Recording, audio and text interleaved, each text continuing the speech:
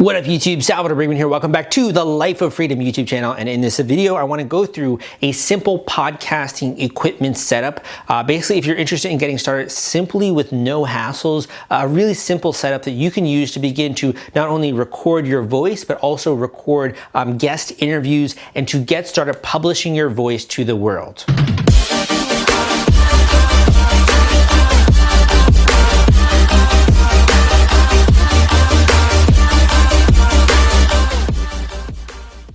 When it comes to your podcasting setup, the first thing that I kind of wanted to get answered was like, what kind of microphone? You know, what kind of mic should I get here? So there are definitely lots of microphones out there, but I think a really great low budget one, and I'll actually just grab it here so you can see, is the Blue Yeti, it's called. So the Blue Yeti, I've had this microphone for a long time here. You know, it has this pop filter here, which I'll actually take off just right here so you can see. Number one, you can mute it really easily just by hitting this button. Number two, you can control the volume when this is plugged in to your earphones right there. So if you're talking, you can control the volume there. In addition, at the back of the Blue Yeti, you have a gain control. The gain control sort of controls the level of sound that it picks up with the microphone, basically how sensitive it is. In addition, you have pattern control. So pattern control, if I set pattern control to be this one right here before, it basically would only pick up the voice coming in at the center of the microphone. If I have other pattern control settings, this one is going to pick up voicing surrounding the microphone.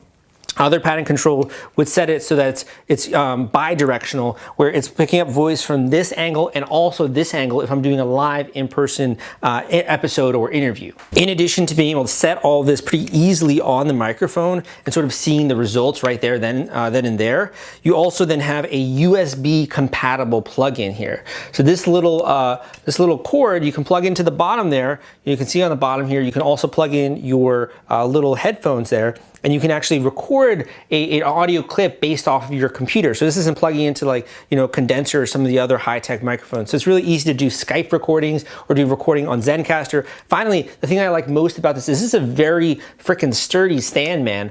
You don't necessarily need to buy another stand. You might wanna put like a book or two underneath this to maybe have this level with your mouth. But this is a really steady stand. So I really like this microphone as a beginning microphone. As you start to do podcasting more, one of the things that you will notice is that as you're talking into the actual microphone, you need to have a pop filter because some of the words you pronounce have a kind of sound, and it'll have a little burst of air come out of your mouth, and that will actually interrupt the sound quality for the microphone. That's something you don't really notice until you start podcasting a little bit more. So what I use this Dragon Pad pop filter, really cheap. You can get it for like $6 to $8 on Amazon, and you can just put this over your microphone, and this will cancel out all of the different noises that you have when you're talking into the microphone, and that way have a much clearer and crisper sound. So to fill in our simple podcasting setup, number one, mic we can have as the Blue Yeti as a pretty decent starter microphone. Number two, we need audio editing. We need an audio editing program. Audio editing is actually a really powerful way to make your voice sound like a literal podcaster, like a famous podcaster. When I was getting started, I thought that the famous podcasters just had like really fancy microphones, but actually it's the audio editing that makes them sound really good. Like obviously they have a pretty high quality microphone, but it's actually the audio editing that sort of takes it to that next level, almost like that star quality. Basically have two different options here. There are a lot of different obviously software tools out there. What I use, if you have a Mac, you can very simply use GarageBand in order to get started with podcasting. GarageBand is great, pretty simple, intuitive interface. It comes free if you have a Mac or if you have some kind of Apple device, so you can use GarageBand. If you're using Windows, you might have to use something like Audacity. Audacity is a very powerful tool. You can use it to cancel out and remove noise. You can use it as compressed sound. There are a lot of great things you can do with Audacity. If you're getting beyond these two, these are more like pro level tools. We could talk about like different ways to sort of edit sound and such. such. I like to keep things simple. This is a simple podcasting setup. So if you're using a PC, I'd recommend Audacity. If you're using a Mac, I would recommend GarageBand. Number 3, let's talk about hosting. Hosting all those media files that you have.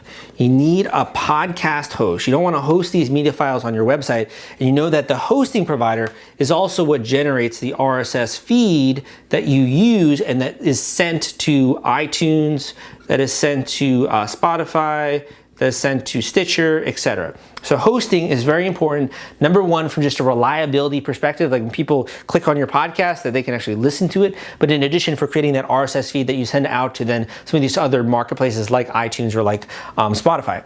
So hosting, now certainly there are a lot of different options out there. There is Blueberry, there is Buzzsprout, there is SoundCloud, etc. There are lots of different hosting options. The one that I have used that I found to be very reliable for the, I guess I started in 2015, so like the 3-4+ years I've been podcasting, is Libsyn.